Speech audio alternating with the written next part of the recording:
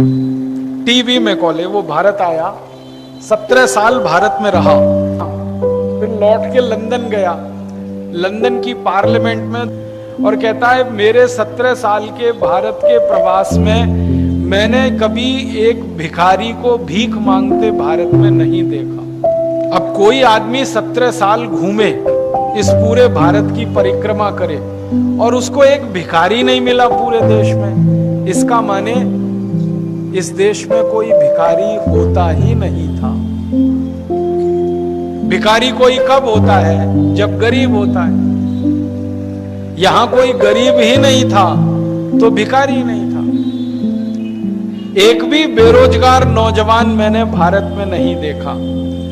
हर व्यक्ति इस देश में किसी न किसी रोजगार में लगा हुआ है, कोई बेरोजगार इस देश में नहीं है। माने देश में उद्योग धंधे और व्यापार का इतना अच्छा माहौल था कि कोई खाली हाथ रह ही नहीं सकता था।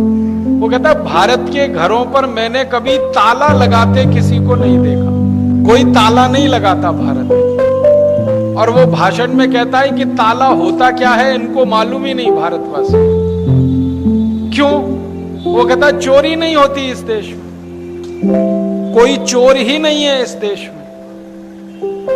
अब चोरी होती नहीं, वो कहता इतना धन और संपत्ति इस भारत के पास है, हम कभी भी इस देश को गुलाम नहीं बना सकते।